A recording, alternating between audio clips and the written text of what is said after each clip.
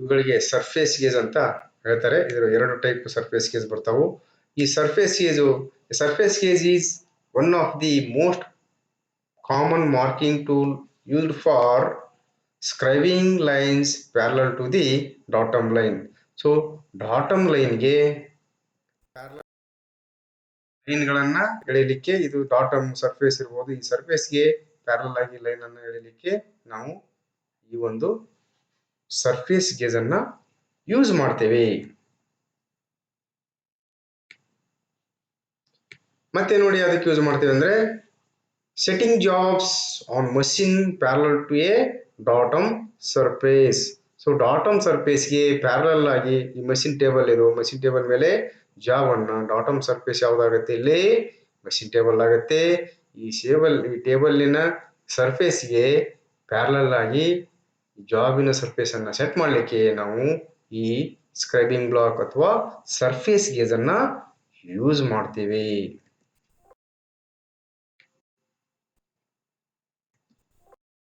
Next ನೋಡಿ, ನಾವು ಈ ಸರ್ಫೇಸ್ ಗೇಜ್ ಅನ್ನ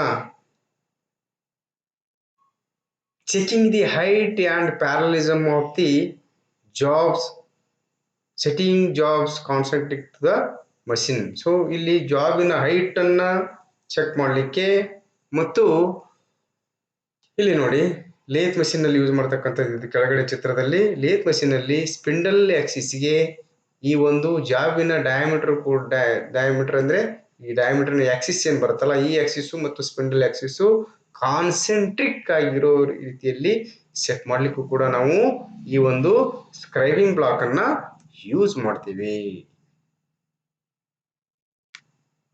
ಸೊ ಇಲ್ಲಿದಾವಲ್ಲ ಎರಡು ಬೇರೆ ಬೇರೆ ರೀತಿಯ ಸ್ಕ್ರೈಬಿಂಗ್ ಬ್ಲಾಕ್ಗಳು. ನೋಡಿ ಇಲ್ಲಿ ಎರಡು ಟೈಪ್ಸ್ ಬರ್ತಾವು. There are two types of surface gauges. ಮೊದಲೇದು ಫಿಕ್ಸ್ಡ್ ಟೈಪ್, ಎರಡನೇದು ಯೂನಿವರ್ಸಲ್ ಸರ್ಫೇಸ್ ಗೇಜ್ ಅಂತ ಹೇಳ್ತೇವೆ. ಇಲ್ಲಿ ನೋಡಿ ಮೊದಲನೇದು ಇಲ್ಲಿ ಏನಿದೆಯಲ್ಲ ಇದಕ್ಕೆ ಫಿಕ್ಸ್ಡ್ ಟೈಪ್ ಸರ್ಫೇಸ್ ಗೇಜ್ ಅಂತ ಹೇಳ್ತೀವಿ. ಇದು ಫಿಕ್ಸ್ಡ್ ಇರುತ್ತೆ, ಇದನ್ನು ಮ್ಯಾನ್ಯುವಲಿ ಮಾತ್ರ ಅಡ್ಜಸ್ಟ್ ಮಾಡ್ಲಿಕ್ಕೆ ಆಗುತ್ತೆ. ಇನ್ನೊಂದು ಯೂನಿವರ್ಸಲ್ ಟೈಪು.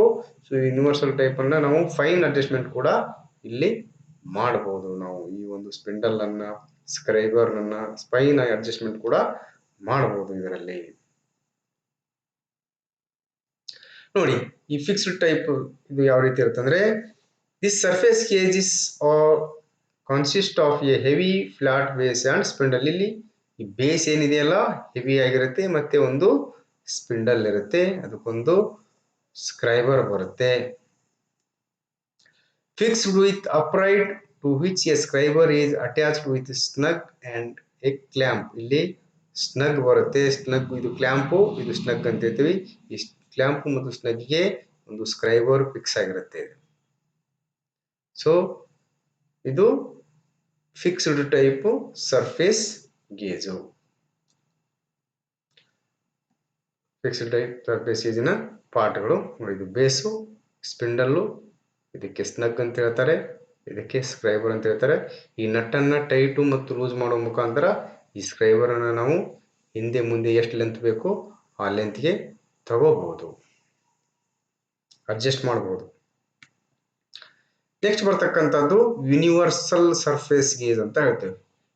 ಯಾವುದು ಯೂನಿವರ್ಸಲ್ ಸರ್ಫೇಸ್ ಗೇಜ್. ಈ ಚಿತ್ರದಲ್ಲಿ ಏನು ಕಾಣ್ತಾ ಇದೆಯಲ್ಲ, ಇದಕ್ಕೆ ನಾವು ಯೂನಿವರ್ಸಲ್ ಸರ್ಫೇಸ್ ಗೇಜ್ ಅಂತ ಕರಿತೀವಿ. This has the following additional features. ಇದಕ್ಕೆ ಫಿಕ್ಸ್ಡ್ ಟೈಪ್ಗೆ ಇದಕ್ಕೂ ಏನು ಡಿಫ್ರೆನ್ಸ್ ಇದೆ, ಅದಕ್ಕಿಂತ ಸ್ವಲ್ಪ ಎಕ್ಸ್ಟ್ರಾ ಫೀಚರ್ಸ್ ಇರುತ್ತೆ. ಅದಕ್ಕೆ ಏನು, the spindle can be set to any position. ಈ ಸ್ಪಿಂಡಲ್ ಏನಿದೆಯಲ್ಲ, ಈ ಸ್ಪಿಂಡಲ್ ಅನ್ನ ಯಾವುದೇ ಪೊಸಿಷನ್ಗೆ ಸೆಟ್ ಮಾಡಬಹುದು, ಸ್ಟ್ರೇಟೇ ಇರಬೇಕಂತಿಲ್ಲ. ಫಿಕ್ಸ್ಡ್ ಅಲ್ಲಿ ಏನಿರುತ್ತೆ, ಇದು ಸ್ಟ್ರೇಟ್ ಆಗಿರುತ್ತೆ. ಇದರಲ್ಲಿ ನೋಡಿ, ಇದು ಚಿತ್ರದಲ್ಲಿ ಕಾಣ್ತಾ ಇದೆಯಲ್ಲ, ಬೆಂಡ್ ಆಗಿ ಕೂಡ ನಾವು ಈ ಸ್ಪಿಂಡಲ್ ಅನ್ನ ಸೆಟ್ ಮಾಡಬಹುದು. Fine adjustment can be made quickly.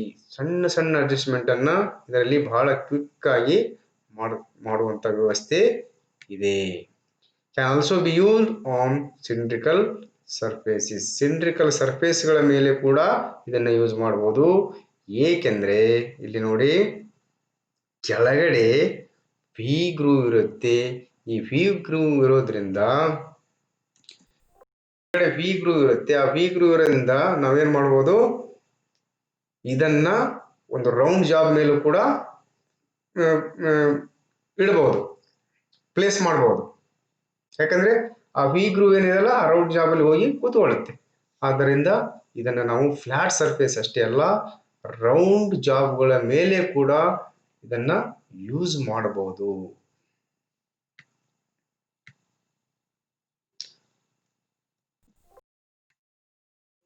ನೋಡಿ, ಈ ಒಂದು ಯೂನಿವರ್ಸಲ್ ಸರ್ಫೇಸ್ ಗೇಜಿನ ಪಾರ್ಟ್ಸು ಯಾವ್ಯಾವ ಅನ್ನೋದನ್ನ ಈಗ ನೋಡ್ತಾ ಬರೋಣ. ಮೊದಲನೇದ್ದು ಬೇಸ್. ಏನಿದು base? The base is made up of steel or cast iron with V groove at the bottom. Help for scribing lines from any bottom line. ನೋಡಿ, ಇದಕ್ಕೆ ಬೇಸ್ ಅಂತ ಹೇಳ್ತೇವೆ. ಈ ಬೇಸನ್ನ ಯಾವ ಮೆಟೀರಿಯಲ್ ಇಂದ ಮಾಡಿರ್ತಾರೆ? ಸ್ಟೀಲ್ ಅಥವಾ ಕ್ಯಾಸ್ಟ್ ಐರನ್ ಇಂದ ಮಾಡಿರ್ತಾರೆ. ಮತ್ತು ಈ ಬೇಸ್ಗೆ ಕೆಳಗಡೆ ಒಂದು ವಿ ಗ್ರೂವ್ ಇರುತ್ತೆ.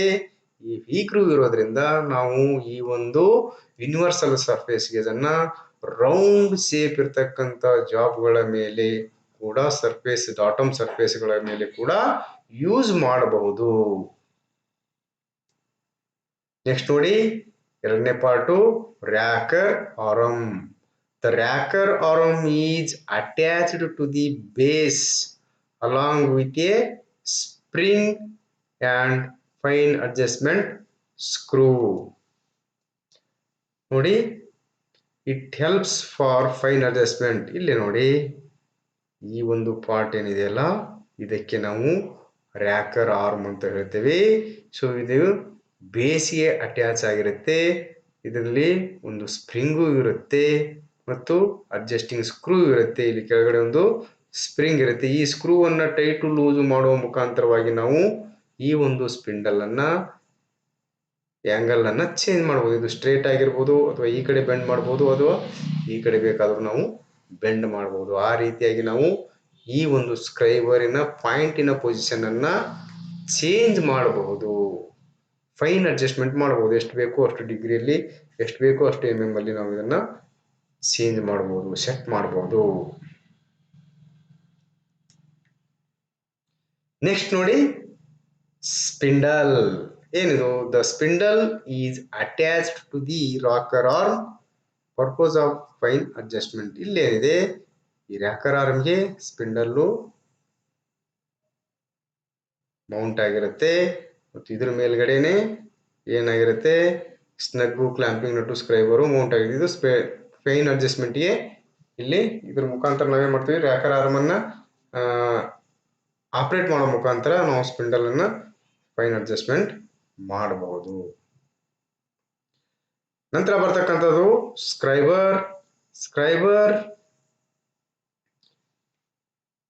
The scriber can be clamped in any position on the spindle with the help of snug and clamping nut. So ಇದು ಕೂಡ ಇಲ್ಲಿ ಆಸ್ ಯೂಶುವಲ್ ಫಿಕ್ಸ್ಡ್ ಟೈಪ್ ಅಲ್ಲಿ ಇರ್ತಕ್ಕಂಥ ರೀತಿನೇ ಇರುತ್ತೆ. ಇಲ್ಲಿ ಸ್ನಗ್ ಮತ್ತು ಕ್ಲಾಂಪ್ ಮುಖಾಂತರ ಈ ಸ್ಕ್ರೈಬರ್ ಅನ್ನ ಈ ಸ್ಪಿಂಡಲ್ ಮೇಲೆ ಇಲ್ಲಾದ್ರೂ ಮೌಂಟ್ ಮಾಡಬಹುದು, ಇಲ್ಲಾದ್ರೂ ನಾವು ಕ್ಲಾಂಪ್ ಮಾಡಬಹುದು, ಇಲ್ಲಿ ಮಾಡಬಹುದು, ಇಲ್ಲಿ ಮಾಡಬಹುದು, ಯಾವುದೇ ಪೊಸಿಷನ್ ಅಲ್ಲಿ ಕೂಡ ಮಾಡಬಹುದು. ಸೊ ಇದಕ್ಕೆ ನಾವು ಸ್ಕ್ರೈಬರ್ ಅಂತ ಹೇಳ್ತೇವೆ. ಸ್ಕ್ರೈಬರ್ ನಿಮಗೆ ಗೊತ್ತಿದೆ, ತುದಿ ಚೂಪಾಗಿರುತ್ತೆ. ಇದು ಒಂದು ಸ್ಮಾಲ್ ಸಿಲಿಂಡ್ರಿಕಲ್ ಐರನ್ ಪೀಸ್ ಇರುತ್ತೆ ಇದು. ನಂತರ ನೋಡಿ, ಈಗ ನಾವು ಇಲ್ಲಿವರೆಗೂ ಸ್ಕ್ರೈಬರ್ ಬಗ್ಗೆ ತಿಳ್ಕೊಂಡ್ವಿ. ಈಗ ಬರ್ತಕ್ಕಂಥದ್ದು ಏನು, ಇದು ಕೂಡ ಮಾರ್ಕಿಂಗ್ ಅಲ್ಲಿ ವಿಟ್ನೆಸ್ ಮಾರ್ಕ್ ಗಳನ್ನ ಮಾಡಲಿಕ್ಕೆ ಯೂಸ್ ಮಾಡ್ತಕ್ಕಂಥ ಟೂಲು. ಇದರ ಹೆಸರು ಪಂಚ್ ಅಂತ ಹೇಳ್ತೀವಿ. ಏನು? ಪಂಚೀಸ್. ಇಲ್ಲಿ punches are used in order to make certain dimensional features of the layout permanent. So ಇಲ್ಲಿ ನಾವು ಮಾರ್ಕಿಂಗ್ ಅಂಡ್ ಲೇಔಟ್ ಮಾಡುವಾಗ ಕೆಲವೊಂದು ಡೈಮೆನ್ಷನ್ಗಳು ಆಗಬೇಕಾಗತ್ತೆ, ಕೆಲವೊಂದು ಡೈಮೆನ್ಷನ್ಗಳು ಪರ್ಮನೆಂಟ್ ಆಗಿ ಇರಬೇಕಾಗತ್ತೆ. ಬರೀ ಸ್ಕ್ರೈಬರ್ ಲಿಂದ ಲೈನ್ ಹಾಕಿದಾಗ ಏನಾಗುತ್ತೆ ನಿಮ್ಗೆ ಗೊತ್ತಿರೋ ಹಾಗೆ ಅವು ಅಳಿಸಿ ಹೋಗ್ತಕ್ಕಂಥ ಚಾನ್ಸಸ್ ಜಾಸ್ತಿ ಇರುತ್ತೆ. ಆದ್ದರಿಂದ ನಾವು ಅವುಗಳನ್ನ ಪರ್ಮನೆಂಟ್ ಆಗಿ ಮಾರ್ಕ್ ಮಾಡ್ಲಿಕ್ಕೆ ನಾವು ಇಲ್ಲಿ ನಿಮ್ಗೇನು ಕಾಣಿಸ್ತಾ ಇದೆಯಲ್ಲ ಪಂಚು, ಈ ಪಂಚ್ಗಳನ್ನ ಯೂಸ್ ಮಾಡ್ತೀವಿ. ಸೊ ಇಲ್ಲಿ ಟೈಪ್ಸ್ ಆಫ್ ಪಂಚ್ಗಳ ಬಗ್ಗೆ ನೋಡೋಣ. ಮುಖ್ಯವಾಗಿ ಎರಡು ರೀತಿಯ ಪಂಚ್ಗಳನ್ನ ನಾವು ಯೂಸ್ ಮಾಡ್ತೀವಿ. ಮೊದಲನೇದ್ದು ಸೆಂಟರ್ ಪಂಚ್. ಇಲ್ಲಿ ನೋಡಿ, ಇಲ್ಲಿ ಇದೆಯಲ್ಲ, ಇದು ಲಾಸ್ಟ್ ತುದಿಗೆ ಇರ್ತಕ್ಕಂಥದ್ದು, ಇದಕ್ಕೆ ಸೆಂಟರ್ ಪಂಚ್ ಅಂತ ಹೇಳ್ತೀವಲ್ಲ, ಈ ಕಡೆ ಇದೆಯಲ್ಲ ಇದು ಸೆಂಟರ್ ಪಂಚು ಫಸ್ಟ್ ಒನ್ನು.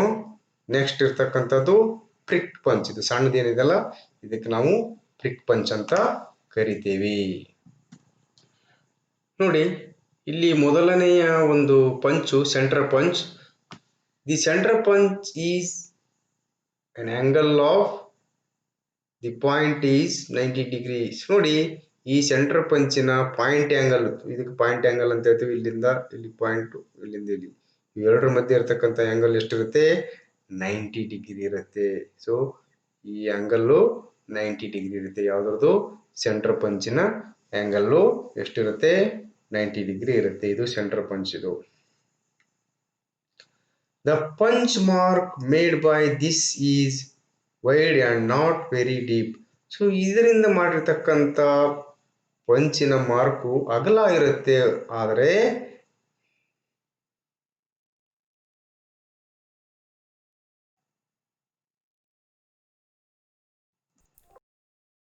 ಸೊ ಸೆಂಟರ್ ಪಂಚಿಂದ ಮಾಡಿರ್ತಕ್ಕಂಥ ಮಾರ್ಕು ಅಗಲ ಇರುತ್ತೆ, ಆದರೆ ಇದು ಡೀಪ್ ಇರಲ್ಲ, ಡೀಪ್ ಆಗಿ ಇರಲ್ಲ.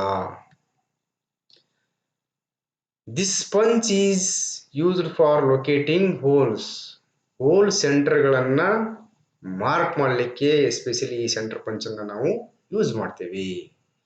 The wide punch mark gives a good seating for starting the drill. ಯಾಕೆಂದ್ರೆ ಇದು ಮುಖ್ಯವಾಗಿ ಡ್ರಿಲ್ಲಿಂಗ್ ಮಾಡುವಾಗ, ಎಸ್ಪೆಷಲಿ ಡ್ರಿಲ್ಲಿಂಗ್ ಮಾಡುವಾಗ ಡ್ರಿಲ್ಲಿಂಗಿನ ಹೋಲಿನ ಸೆಂಟರ್ ಭಾಗದಲ್ಲಿ ನಾವು ಈ ಸೆಂಟರ್ ಪಂಚ್ ಅನ್ನ ಯೂಸ್ ಮಾಡಿ ಅಲ್ಲಿ ಪಂಚಿಂಗ್ ಮಾಡ್ತೀವಿ. ಯಾಕಂದ್ರೆ ಡ್ರಿಲ್ ಕರೆಕ್ಟ್ ಆಗಿ ಸೀಟ್ ಆಗಲಿ ಅಂತ. ಸಪೋಸ್ ಇದು ಇಲ್ಲಿ ನಮಗೆ ಏನ್ ಬೇಕು? ಹೋಲ್ ಬೇಕಾಗುತ್ತೆ. ಅದ್ರ ಸೆಂಟರ್ನ ಮಾರ್ಕ್ ಮಾಡಿ ಆ ಸೆಂಟರ್ ಮೇಲೆ ನಾವು ಸೆಂಟರ್ ಪಂಚಿಂದ ಮಾರ್ಕ್ ಮಾಡ್ತೀವಿ. ಸೊ ಅಲ್ಲಿ ವೈಡ್ ಆಗಿರುತ್ತೆ, ಪಂಚಿಂದು ಡೀಪ್ ಇರಲ್ಲ, ವೈಡ್ ಆಗಿರುತ್ತೆ. ಅದು ಏನ್ ಮಾಡುತ್ತೆ ಅಂದ್ರೆ ಆ ಡ್ರಿಲ್ಗೆ ಸೀಟಿಂಗ್ ಕೊಡುತ್ತೆ, ಕರೆಕ್ಟ್ ಆಗಿ ಡ್ರಿಲ್ ಕೂತ್ಕೊಳ್ಳಿಕ್ಕೆ ಸೀಟಿಂಗ್ ಕೊಡುತ್ತೆ. ಅದಕ್ಕೆ ನಾವು ಈ ಸೆಂಟರ್ ಪಂಚನ್ನ ಎಸ್ಪೆಷಲಿ ಡ್ರಿಲ್ಲಿಂಗ್ ಮಾಡೋಕ್ಕಿಂತ ಮೊದಲು ಆ ಸೆಂಟರ್ ಅನ್ನ ಮಾರ್ಕ್ ಮಾಡಿ ಅದಕ್ಕೆ ಪಂಚ್ ಮಾಡಲಿಕ್ಕೆ ಸೆಂಟರ್ ಪಂಚ್ ಅನ್ನು ಯೂಸ್ ಮಾಡ್ತೀವಿ. ಸೊ ನೆಕ್ಸ್ಟ್ ಬರ್ತಕ್ಕಂಥದ್ದು ಪ್ರಿಕ್ ಪಂಚ್. ಇಲ್ಲಿದೆ ನೋಡಿ, ಇದು ಪ್ರಿಕ್ ಪಂಚ್. ಪ್ರಿಕ್ ಪಂಚ್ಗೂ ಮತ್ತು ಸೆಂಟರ್ ಪಂಚ್ಗೂ ಇರತಕ್ಕಂಥ ಡಿಫರೆನ್ಸ್ ಅಂದ್ರೆ ಈ ಪ್ರಿಕ್ ಪಂಚ್ಗಳು 30 ಡಿಗ್ರಿ ಅಥವಾ 60 ಡಿಗ್ರಿ ಇರ್ತದೆ ಇನ್ಕ್ಲೂಡೆಡ್ ಆಂಗಲ್. ಈ ಪಾಯಿಂಟಿನ ಇನ್ಕ್ಲೂಡೆಡ್ ಆಂಗಲ್ ಏನಿದೆ, ಈ ಪಾಯಿಂಟ್ ಏನಿದೆಲ್ಲ ಇಲ್ಲಿ ನೋಡಿ, ಇದು ಪಾಯಿಂಟು, ಇದು ಇನ್ಕ್ಲೂಡೆಡ್ ಆಂಗಲ್ 30 ಡಿಗ್ರಿ ಅಥವಾ 60 ಡಿಗ್ರಿ ಇರುತ್ತೆ. The 30 degree point punch is used for marking light punch marks needed to position divider. 30 degree ಇರ್ತಕ್ಕಂಥ ಪಂಚ್, 30 ಡಿಗ್ರಿ ಇರ್ತಕ್ಕಂಥದನ್ನ ಎದಕ್ಕೆ ಯೂಸ್ ಮಾಡ್ತೇವೆ ಅಂದ್ರೆ ಡಿವೈಡರ್ಲಿಂದ ಏನಾದರೂ ನಾವು ಸರ್ಕಲ್ ಅನ್ನ ಸ್ಕ್ರೈಬ್ ಮಾಡ್ಬೇಕಾದಾಗ ಅಲ್ಲಿ ಡಿವೈಡರ್ ಪಾಯಿಂಟ್ ಕರೆಕ್ಟ್ ಆಗಿ ಕೊಡ್ಬೇಕಲ್ಲ. ಸೊ ಅದಕ್ಕೆ ನಾವು ಈ 30 ಡಿಗ್ರಿ ಪಂಚ್ ಅನ್ನು ಯೂಸ್ ಮಾಡಿ ಪಂಚ್ ಮಾಡ್ತೇವೆ. ಪಂಚ್ ಮಾಡಿ ಈ ರೀತಿ ಪಂಚ್ ಮಾಡಿ ಆಮೇಲೆ ಡಿವೈಡರ್ ಯೂಸ್ ಮಾಡಿ ಸರ್ಕಲ್ ಹಾಕ್ತೀವಿ. ಹಾಫ್ ಸರ್ಕಲ್ಲು, ರೇಡಿಯಸ್ಗಳನ್ನ ಮಾರ್ಕಿಂಗ್ ಮಾಡ್ತೀವಿ. ಯಾಕಂದ್ರೆ ಡಿವೈಡರ್ ಸೀಟಿಂಗ್ಗೆ ಡಿವೈಡರ್ ಪಾಯಿಂಟ್ ಅನ್ನ ಕರೆಕ್ಟ್ ಆಗಿ ಸೀಟಿಂಗ್ ಆಗುತ್ತೆ ಅವಾಗ. The divider leg will get a proper seating in the punch mark. The 60 degree prick punch is used for marking with S mark. ಇದು ನೆನಪಿರ್ಬೇಕು ನಿಮಗೆ. 30 ಡಿಗ್ರಿದು ಡಿವೈಡರ್ ಸೀಟಿಂಗ್ ಯೂಸ್ ಮಾಡ್ತೇವೆ. 60 ಡಿಗ್ರಿದು especially witness ಮಾರ್ಕ್ಗಳನ್ನ mark ಮಾಡಲಿಕ್ಕೆ use ಮಾಡ್ತೇವೆ. ಅಂದ್ರೆ ನಾವು ಜಾಬ್ ಮೇಲೆ ಲೈನ್ಗಳನ್ನ mark ಮಾಡಿರ್ತೀವಿ, ಆ ಲೈನ್ ಅಳಿಸಿ ಹೋಗ್ಬಾರ್ದು ಅಂತೇಳಿ ಅಲ್ಲಲ್ಲೇ ನಾವು ಪಂಚ್ ಯೂಸ್ ಮಾಡಿ ವಿಟ್ನೆಸ್ ಮಾರ್ಕ್ಗಳನ್ನ ಮಾಡ್ತೇವೆ. ಪಂಚಿಂಗ್ ಮಾಡ್ತೇವೆ. ಸೊ ಆ ವಿಟ್ನೆಸ್ ಮಾರ್ಕ್ ಮಾಡಲಿಕ್ಕೆ 60 ಡಿಗ್ರಿ ಇರ್ತಕ್ಕಂಥ ಪ್ರಿಕ್ ಪಂಚ್ ಅನ್ನು ಯೂಸ್ ಮಾಡ್ತೀವಿ. 30 ಡಿಗ್ರಿ ಇರೋದು ಅದಕ್ಕೆ ಡಿವೈಡರ್ ಶೀಟಿಂಗ್ ಆಗ್ಲಿಕ್ಕೆ, ಡಿವೈಡರ್ ಲೆಗ್ ಪಾಯಿಂಟ್ ಶೀಟಿಂಗ್ ಆಗ್ಲಿಕ್ಕೆ, ಅಂದ್ರೆ ಸರ್ಕಲ್ ಸ್ಕ್ರೈಬ್ ಮಾಡುವಾಗ, ರೇಡಿಯಸ್ ಸ್ಕ್ರೈಬ್ ಮಾಡುವಾಗ ಅದಕ್ಕೆ ನಾವು ಡಿವೈಡರ್ ಪಾಯಿಂಟ್ ಶೀಟ್ ಆಗಲಿ ಅಂತೇಳಿ 30 ಡಿಗ್ರಿ ಯೂಸ್ ಮಾಡ್ತೀವಿ. 60 ಡಿಗ್ರಿ ವಿಟ್ನೆಸ್ ಮಾರ್ಕ್ಗೆ ಯೂಸ್ ಮಾಡ್ತೀವಿ.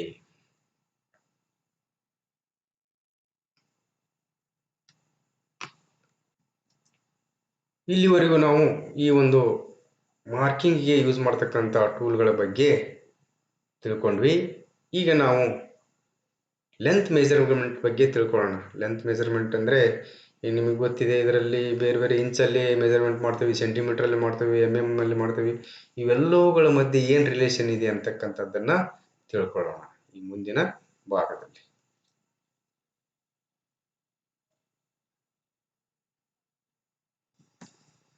ಲೆಂತ್ ಮೆಜರ್ಮೆಂಟ್ ನೋಡಿ, ಮೆಜರ್ಮೆಂಟ್ ಯಾಕೆ ಬೇಕು? It is necessary the measurement of the job when made in workshop ಅಲ್ಲಿ ಜಾಬ್ ಮಾಡುವಾಗ ಅದರ ಮೆಜರ್ಮೆಂಟ್ ಅನ್ನ ನಾವು ಮಾಡಲೇಬೇಕಾಗತ್ತೆ. ಇದು ಅವಶ್ಯಕತೆ ಇದೆ. It helps to make the job in accurate size and shape. All the engineering work depends on the measurement. So ಈ ಮೆಜರ್ಮೆಂಟ್ ಇಲ್ದೇನೆ ನಾವು ಎಕ್ಸಾಕ್ಟ್ ಆಗಿ ಒಂದು ಕಾಂಪೋನೆಂಟ್ ಅನ್ನು ಮ್ಯಾನುಫ್ಯಾಕ್ಚರಿಂಗ್ ಮಾಡ್ಲಿಕ್ಕೆ ಆಗಲ್ಲ. ಅಸೆಂಬ್ಲಿಯಲ್ಲಿ ಎಕ್ಸಾಕ್ಟ್ನೆಸ್ ಬೇಕಂದ್ರೆ ನಮಗೆ ಕರೆಕ್ಟ್ ಆಗಿ ಯಾವ ರೀತಿ ಅಸೆಂಬ್ಲಿ ಆಗಬೇಕು ಆ ರೀತಿ ಆಗ್ಬೇಕಂದ್ರೆ ನಮಗೆ ಈ ಮೆಜರ್ಮೆಂಟ್ ಪ್ರಕಾರನೇ ನಾವು ಕಾಂಪೋನೆಂಟ್ ಅನ್ನ ರೆಡಿ ಮಾಡಬೇಕಾಗತ್ತೆ. ಇಲ್ಲದೆ ಹೋದ್ರೆ ನಮಗೆ ನಾವು ಏನು ಯಾವ ಪರ್ಪಸ್ ಆ ಕಾಂಪೋನೆಂಟ್ ಅನ್ನ ಮ್ಯಾನುಫ್ಯಾಕ್ಚರ್ ಮಾಡ್ತಾ ಇದ್ದೀವಿ ಅದು ನಮಗೆ ಇದು ಆಗಲ್ಲ.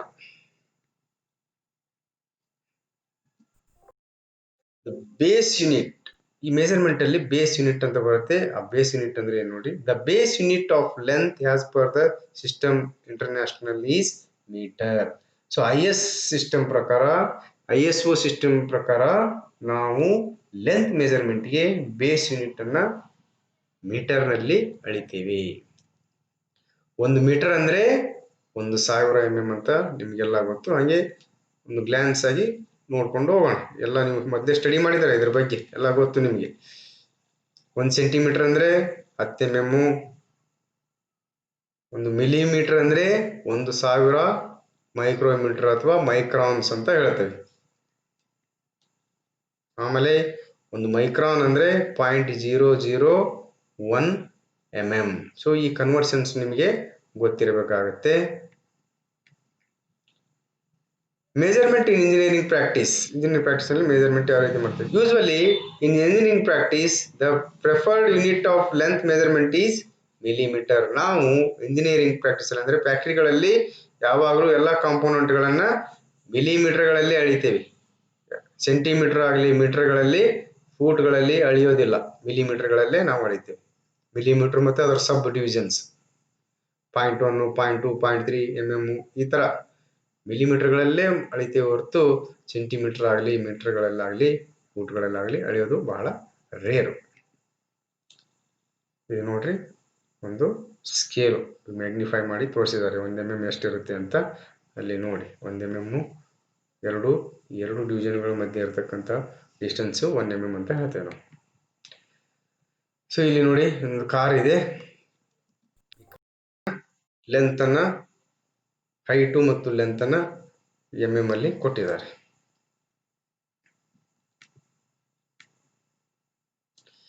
ಈಗ ನಾವು types of measurement, total 4 type measurement ಬರ್ತಾವು. ಒಂದು ಲೀನಿಯರ್ ಮೆಜರ್ಮೆಂಟ್, ಇನ್ನೊಂದು ಆಂಗ್ಯುಲರ್ ಮೆಜರ್ಮೆಂಟ್, ರೇಡಿಯಲ್ ಮೆಜರ್ಮೆಂಟ್ ಮತ್ತು ಪ್ಲೇನ್ ಸರ್ಫೇಸ್ ಮೆಜರ್ಮೆಂಟ್ ಅಂತ ಬರುತ್ತೆ. ಇಲ್ಲಿ ಲೀನಿಯರ್ ಮೆಜರ್ಮೆಂಟ್ ಬಹಳ ಕಾನ್ಸಂಟ್ರೇಟ್ ಮಾಡಬೇಕಾಗುತ್ತೆ ನಾವು. ಇದೇನು ಲೀನಿಯರ್ ಮೆಜರ್ಮೆಂಟ್ ಅಂದ್ರೆ, whose measurement is straight line is called linear measurement. ಒಂದು ಮೆಜರ್ಮೆಂಟ್ ಮಾಡ್ತಾ ಇರ್ತೀವಿ, ಆ ಮೆಜರ್ಮೆಂಟ್ ಸ್ಟ್ರೇಟ್ ಲೈನ್ ಇರುತ್ತಲ್ಲ, ಸ್ಟ್ರೇಟ್ ಲೈನ್ ಅಲ್ಲಿ ಮೆಜರ್ ಮಾಡ್ತಕ್ಕಂಥದಕ್ಕೆ ನಾವು ಲೀನಿಯರ್ ಮೆಜರ್ಮೆಂಟ್ ಅಂತ ಹೇಳ್ತೇವೆ. Examples: steel rule, vernier caliper, height gauge, depth gauge, micrometer, etcetera. ಇಲ್ಲಿ ಸ್ಟೀಲ್ ರೂಲ್ ಇಂದ ಮೆಜರ್ ಮಾಡ್ತಕ್ಕಂಥದ್ದು ಕೂಡ ಸ್ಟ್ರೇಟ್ ಲೈನ್ ಅನ್ನು ನಾವು ಮೆಜರ್ ಮಾಡಬೇಕಾಗುತ್ತೆ. ವರ್ನಿಯರ್ ಕ್ಯಾಲಿಪರ್ ಕೂಡ ಸ್ಟ್ರೇಟ್ ಡೈಮೆನ್ಷನ್ ಗಳನ್ನೇ ನಾವು ಮ್ಯಾನುಫ್ಯಾಕ್ಚರಿಂಗ್ ಮಾಡಬೇಕು, ಏನು ಮೆಜರ್ಮೆಂಟ್ ಮಾಡಬೇಕಾಗುತ್ತೆ. ಹೈಟ್ ಗೇಜ್ ಅಲ್ಲಿ ಕೂಡ ಸ್ಟ್ರೇಟ್ ಅಲ್ಲಿ ರೇಡಿಯಸ್ ಆಗಿರ್ತಕ್ಕಂಥದ್ದು ಅಥವಾ ಆಂಗುಲರ್ ಮೆಜರ್ಮೆಂಟ್ ಅನ್ನ ಮಾಡ್ಲಿಕ್ಕಾಗಲ್ಲ. ಇವೆಲ್ಲವೂ ಎಕ್ಸಾಂಪಲ್ಸ್. ಈ ಇನ್ಸ್ಟ್ರೂಮೆಂಟ್ ಗಳನ್ನು ಯೂಸ್ ಮಾಡಿ ನಾವು ಲೀನಿಯರ್ ಮೆಜರ್ಮೆಂಟ್ ಅನ್ನ ಮಾಡ್ತೇವೆ. ಇನ್ನು ಆಂಗುಲರ್ ಮೆಜರ್ಮೆಂಟ್ ಅಂದ್ರೆ ಏನು? whose measurement is within any angle of workpiece. ಇಲ್ಲಿ ಆಂಗಲ್ ಬರುತ್ತೆ, ಲೀನಿಯರ್ ಇದು ಬರಲ್ಲ, ಡಿಗ್ರಿ ಬರುತ್ತೆ ಇಲ್ಲಿ. ಅಲ್ಲಿ ಬಂದ್ರೆ ಸೆಂಟಿಮೀಟರ್, ಮೀಟರ್ ಬಂದ್ರೆ ಇಲ್ಲಿ ಡಿಗ್ರಿ ಬರುತ್ತೆ. ಫಾರ್ ಎಕ್ಸಾಂಪಲ್ ಬಿವೆಲ್ ಪ್ರೊಟ್ರಾಕ್ಟರ್ ಅಂತ ಹೇಳ್ಬೋದು, ಆಮೇಲೆ ಪ್ರೊಟ್ರಾಕ್ಟರ್, ಮಾಮೂಲಿ protractor, vernier bevel protractor, sign ಬಾರು, ಇವೆಲ್ಲ these are all the precision instruments use for angular measurement. Angular measurement use ಮಾಡ್ತಕ್ಕಂಥ ಇನ್ಸ್ಟ್ರೂಮೆಂಟ್ ಯಾವುವು? Protractor, bevel protractor, vernier protractor, sine bar. ಇವೆಲ್ಲವನ್ನು ನಾವು ಎದಕ್ಕೆ ಯೂಸ್ ಮಾಡ್ತೀವಿ? ಆಂಗುಲರ್ ಮೆಜರ್ಮೆಂಟ್ ಯೂಸ್ ಮಾಡ್ತೀವಿ. ಮತ್ತೆ ಲಿನಿಯರ್ ಮೆಜರ್ಮೆಂಟ್ ಗೆ steel rule, vernier caliper, height gauge, depth gauge, micrometer ಇವುಗಳನ್ನ ಯೂಸ್ ಮಾಡ್ತೀವಿ. ನೆಕ್ಸ್ಟ್ ನೋಡಿ, radial measurement. whose measurement is within round and radius of work piece called radial measurement. ಇಲ್ಲಿ ಒಂದು work piece ಇರುತ್ತೆ, round ಇರುತ್ತೆ. ಆ round ಅದರ ರೇಡಿಯಸ್ ಅನ್ನ ಮೆಜರ್ ಮಾಡ್ತಾವೆ ನಾವು. Work piece, round work piece ಇರುತ್ತೆ, ಅದರ ರೇಡಿಯಸ್ ಅನ್ನು ಮೆಜರ್ ಮಾಡ್ತಕ್ಕಂಥದ್ದು ಇದಕ್ಕೆ ನಾವು ರೇಡಿಯಲ್ ಮೆಜರ್ಮೆಂಟ್ ಅಂತ ಹೇಳ್ತೇವೆ. For example radius gauge, ring gauge ಇವುಗಳನ್ನೆಲ್ಲ ನಾವು ರೇಡಿಯಲ್ ಮೆಜರ್ಮೆಂಟ್ಗೆ ಯೂಸ್ ಮಾಡ್ತೇವೆ. ನೆಕ್ಸ್ಟ್ ಬರ್ತಕ್ಕಂಥದ್ದು ಸರ್ಫೇಸ್, ಪ್ಲೇನ್ ಸರ್ಫೇಸ್ ಮೆಜರ್ಮೆಂಟ್. ಇಲ್ಲಿ use measurement is within flatness of the job. Surface ಅನ್ನು ಮೆಜರ್ ಮಾಡ್ತೇವೆ. ಫ್ಲಾಟ್ನೆಸ್ ಆಫ್ ದಿ ಜಾಬ್ ಏನಿದೆಯಲ್ಲ ಅದಕ್ಕೆ ಮೆಜರ್ ಮಾಡ್ಲಿಕ್ಕೆ ನಾವು ಈ ಪ್ಲೇನ್ ಸರ್ಫೇಸ್ ಮೆಜರ್ಮೆಂಟ್ ಅನ್ನು ಯೂಸ್ ಮಾಡ್ತೇವೆ. ಎಕ್ಸಾಂಪಲ್ ಯಾವ ಇನ್ಸ್ಟ್ರೂಮೆಂಟ್ ಯೂಸ್ ಮಾಡ್ತೇವೆ ಅಂದ್ರೆ straight edge, surface gauge, dial test indicator, ಇವೆಲ್ಲ ಇದಕ್ಕೆ ಯೂಸ್ ಆಗ್ತವೆ ಅಂದ್ರೆ ಸರ್ಫೇಸ್ ಮೆಜರ್ಮೆಂಟ್. ಆ ಸರ್ಫೇಸ್ ಇದು ಸ್ಟ್ರೇಟ್ ಎಡ್ಜ್ ಯೂಸ್ ಮಾಡಿ ನಾವು ಸರ್ಫೇಸ್ ಕರೆಕ್ಟ್ ಆಗಿದೆಯಲ್ಲ ಅನ್ನೋದನ್ನ ಚೆಕ್ ಮಾಡ್ತೇವೆ. ಆಮೇಲೆ ಸರ್ಫೇಸ್ ಗೇಜ್ ಯೂಸ್ ಮಾಡಿ ಕೂಡ ಡಾಟಮ್ ಸರ್ಫೇಸ್ಗೂ ಮತ್ತು ಮೇಲಿನ ಸರ್ಫೇಸ್ಗೆ ಸ್ಕ್ರೈಬರ್ ಬರುತ್ತಲ್ಲ, ಆ ಸ್ಕ್ರೈಬರ್ ಇಂದ ಹಿಂಗೆ ನೋಡ್ತಾ ಹೋಗ್ತೇವೆ. ಸೊ ಡಾಟಮ್ ಸರ್ಫೇಸ್ಗೂ ಅದಕ್ಕೂ ಅದು ಪ್ಯಾರಲ್ ಆಗಿದೆಯಲ್ಲ ಅಂತ ಚೆಕ್ ಮಾಡ್ತೀವಿ. ಆಮೇಲೆ ಡೈಲ್ ಟೆಸ್ಟ್ ಇಂಡಿಕೇಟರ್ ಯೂಸ್ ಮಾಡಿ ನಾವೇನ್ ಮಾಡ್ತೇವೆ ಅಂದ್ರೆ ಪ್ಲೇನ್ ಸರ್ಫೇಸ್ ಇರ್ಬೋದು ಮತ್ತೆ ರೌಂಡ್ ಸರ್ಫೇಸ್ ಇರ್ಬೋದು, ಆ ಎಲ್ಲ ಸರ್ಫೇಸ್ಗಳನ್ನ ಕರೆಕ್ಟ್ ಆಗಿದೆ ಇಲ್ಲ ಅಂತಕ್ಕಂಥದನ್ನ ಚೆಕ್ ಮಾಡ್ತೀವಿ. ಇದಕ್ಕೆ ನಾವೇನ್ ಹೇಳ್ತೀವಿ? ಪ್ಲೇನ್ ಸರ್ಫೇಸ್ ಮೆಜರ್ಮೆಂಟ್ ಅಂತ ಹೇಳ್ತೇವೆ.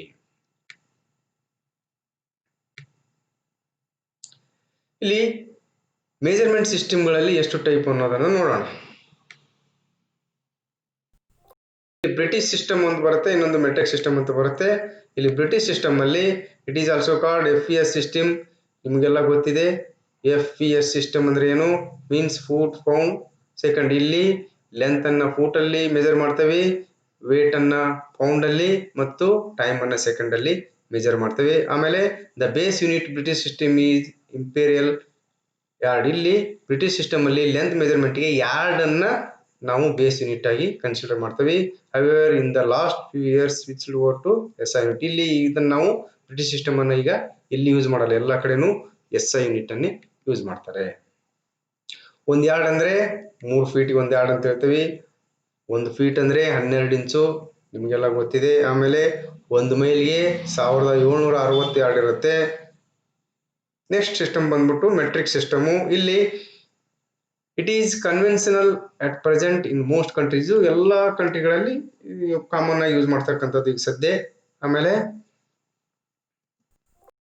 It is also called MKS. The unit of length is metre, the unit of weight kilogram and time is second. ಇದನ್ನ MKS ಸಿಸ್ಟಮ್ ಅನ್ನ ಮುಂದುವರೆದ ಭಾಗ ಅಂತ ಹೇಳ್ತೀವಿ. ಇಲ್ಲಿ ಇದರಲ್ಲಿ ನಾವು ಲೆಂತ್ ಅನ್ನ ಮೀಟರ್ ಅಲ್ಲಿ ಮೆಜರ್ ಮಾಡ್ತೇವೆ ಮತ್ತು ವೇಟ್ ಅನ್ನ ಕಿಲೋಗ್ರಾಮ್ ಅಲ್ಲಿ ಮತ್ತು ಟೈಮ್ ಅನ್ನ ಸೆಕೆಂಡ್ಸ್ ಗಳಲ್ಲಿ ಮೆಜರ್ ಮಾಡ್ತೇವೆ.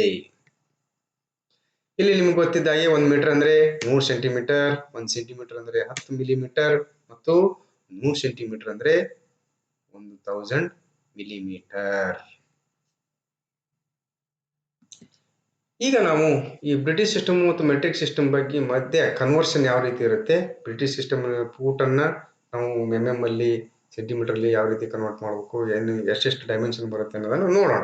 ಇಲ್ಲೇ ನೋಡಿ, 1 ಇಂಚ್ ಅಂದ್ರೆ 25.4 mm ಅಥವಾ 2.54 ಸೆಂಟಿಮೀಟರ್. 1 ಫೀಟ್ ಅಂದರೆ 304.8 mm ಅಥವಾ 30.48 ಸೆಂಟಿಮೀಟರ್. 1 ಯಾರ್ಡು ಅಂದರೆ 914.4 mm ಅಥವಾ 91.44 ಸೆಂಟಿಮೀಟರ್ ಅಥವಾ 0.914 ಮೀಟರ್. ನೆಕ್ಸ್ಟು 1 ಮೈಲ್ ಅಂದರೆ 1.609 ಕಿಲೋಮೀಟರ್. ಇವು ನೆನಪಿರ್ಬೇಕು ನಿಮಗೆ. ನೆಕ್ಸ್ಟ್ 1 ಸೆಂಟಿಮೀಟರ್ ಅಂದರೆ 0.3937 ಇಂಚ್. 1 ಮೀಟರ್ ಅಂದರೆ 3.28 ಫೀಟ್. 3.28 ಫೀಟ್ಗೆ 1 ಮೀಟರ್ ಆಗುತ್ತೆ. ನೆಕ್ಸ್ಟು 1 ಕಿಲೋಮೀಟರ್ ಅಂದರೆ 0.6215 ಮೈಲ್. ಈಗ ನೋಡಿ, ನಾವು ಈ ಮೆಜರ್ಮೆಂಟ್ ಮಾಡ್ತೀವಲ್ಲ, ಈ ಮೆಜರ್ಮೆಂಟ್ಗಳನ್ನು ನಾವು 3 ರೀತಿಯಲ್ಲಿ ಮಾಡ್ಬೋದು. 3 ರೀತಿಯ ಮೆಜರಿಂಗ್ ಪ್ರೋಸೆಸ್ ಅನ್ನು ಮಾಡ್ಬೋದು. ಯಾವ ರೀತಿ ನೋಡಿ, ಒಂದೇದು ಡೈರೆಕ್ಟ್ ಮೆಜರ್ಮೆಂಟು. ಡೈರೆಕ್ಟ್ ಮೆಜರ್ಮೆಂಟ್ ಅಲ್ಲಿ ಯೂಸ್ ಮಾಡ್ತಕ್ಕಂಥ ಟೂಲ್ಸ್ ಯಾವ ಅಂದ್ರೆ, ಫಾರ್ ಎಕ್ಸಾಂಪಲ್ ಸ್ಟೀಲ್ ರೂಲ್ ಅನ್ನು ಯೂಸ್ ಮಾಡಿ ನಾವು ಮಾಡ್ತಕ್ಕಂಥದ್ದು ಡೈರೆಕ್ಟ್ ಮೆಜರ್ಮೆಂಟ್. ಇಲ್ಲಿ ಡೈರೆಕ್ಟ್ ಮೆಜರ್ಮೆಂಟ್ ಅಂದ್ರೆ ಇಲ್ಲಿ ನಮಗೆ ಡೈರೆಕ್ಟ್ ಆಗಿ ಏನಾಗುತ್ತೆ, ಆ ಮೆಜರ್ಮೆಂಟ್ ಏನ್ ಮಾಡ್ತೇವಲ್ಲ ಅದ್ರ ವ್ಯಾಲ್ಯೂ ಸಿಕ್ಬಿಡುತ್ತೆ. ರೀಡ್ ಮಾಡ್ಬೋದು ಡೈರೆಕ್ಟ್ ಆಗಿ ಇದು ಇಷ್ಟೇ ಸೈಜ್ ಇದೆ ಅಂತ.